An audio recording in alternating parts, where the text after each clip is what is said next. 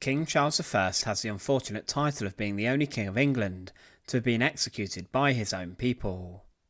The king was criticised heavily during his reign, but his problems led to the English Civil War. Oliver Cromwell and his new model army spearheaded the Parliamentarians' assaults against the king's royalist forces, and with this they shockingly defeated the king. But very few people could have predicted what would have happened in the final moments of his life, as Charles I, in front of a huge crowd in London, was executed on a cold January morning in 1649.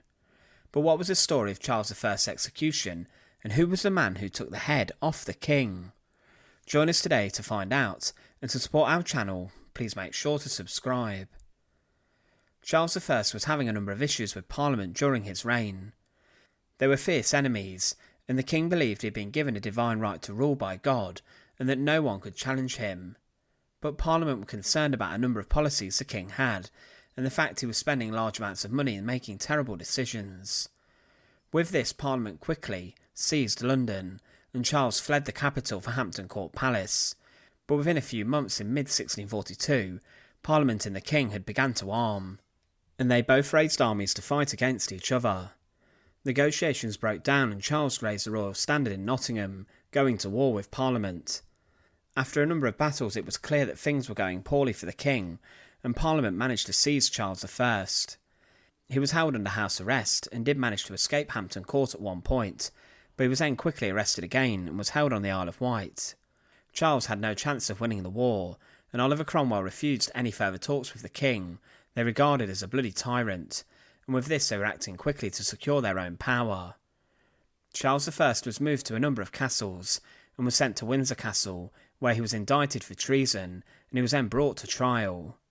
He was accused of using his own power for his own gain, rather than what was good for his country. It was said that he, for accomplishment of such his designs, and for protecting of himself and his adherents in his and their wicked practices, to the same ends, hath traitorously and maliciously levied war against the present Parliament, and the people therein represented, and that wicked design, wars, and evil practices of him, the said Charles Stuart, have been, and are carried on for the advancement of upholding of the personal interest of will, power, and pretended prerogative to himself and his family against the public interest, common right, liberty, justice, and peace of the people of this nation. It was estimated that around 300,000 people and 6% of the population died during the Civil War, and Parliament thought he was guilty of all treasons, murders, burnings, spoils, desolations, damages, and mischiefs to the nation, acted and committed in the said wars, or occasioned thereby. Charles refused to plead and claimed the trial was illegal, and he said, "No earthly power can justly call me, who am your king, in question as a delinquent. This day proceeding cannot be warranted by God's laws, for, on the contrary, the authority of obedience unto kings is clearly warranted and strictly commanded in both the Old and New Testament. For the law of this land, I am no less confident, that no learned lawyer will affirm that an impeachment can lie against a king. They all going in his name, and one of their maxims is, that the king can do no wrong. The higher house is totally excluded, and for the House of Commons, it is too well known that the major part of them are detained or deterred from sitting. The arms I took up were only to defend the fundamental laws of this kingdom, against those who have supposed my power have totally changed the ancient government." He was then removed from the court, and then over the next few days was sentenced to death, and 59 commissioners signed Charles I's death warrant, including Cromwell. Charles I did not have long before his death sentence was carried out, and the execution occurred on the 30th of January 1649. The scaffold was built outside the Banqueting House in Whitehall, and Charles spent his final days praying. He also burned his personal papers and correspondence, and he was allowed to see his two youngest children, Elizabeth and Henry, for one last time. He told Elizabeth to remain Protestant and stay true, and that Henry should not become king if he is approached to do so by Parliament. He split his jewels between his children, and then had a restless last night. He woke up early on the day of his execution, and began to get dressed at 5 a.m. in all black in his blue garter sash. He spent a while getting dressed, and gave further instruction as to what should happen with his final artefacts and possessions. He was given an extra shirt so the crowd would not see him shiver on the cold morning, and at 10 a.m. he was summoned to go to Whitehall for his execution. He drank a glass of wine and ate some bread at noon, but outside the Banqueting House, a huge crowd had gathered outside the platform where Charles's execution would take place. The scaffold was covered in black material, and the execution block was very low, much lower than a normal block. This was so low that the king would have practically had to lie on the floor for his head to be taken off. At 2 p.m. the king was called to the scaffold, and he emerged through the window of the Banqueting House and climbed onto the scaffold.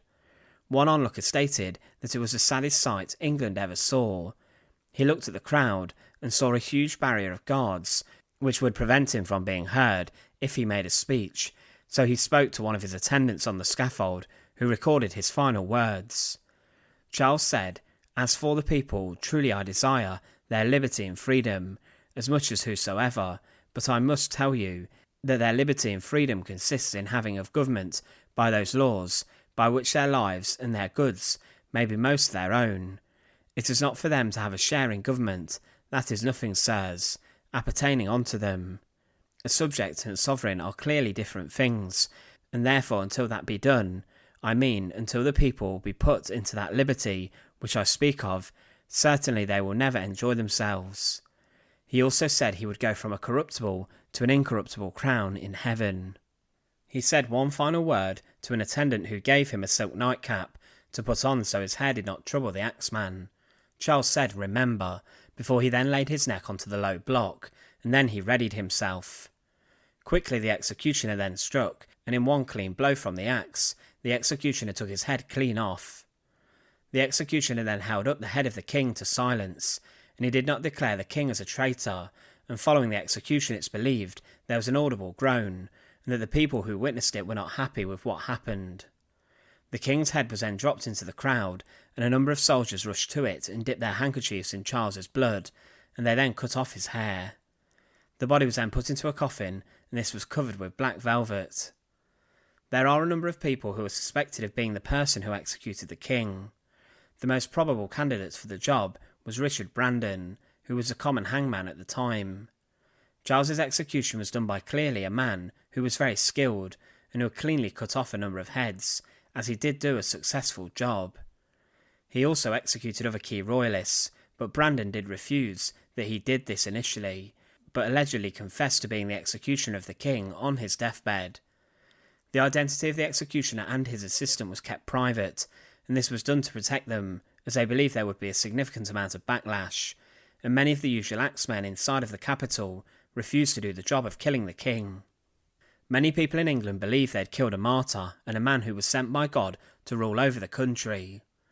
In Europe, many people reacted negatively to the event, and many claimed that Cromwell was nothing but a regicide and a usurper who had committed a heinous act in organising the king's execution.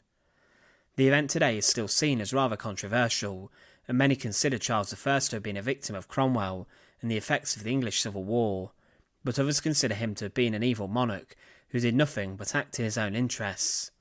But the execution of King Charles I has to be one of the most shocking and significant events in English history. Thanks for watching. To support our channel, please make sure to subscribe, and once again, thank you so much for watching.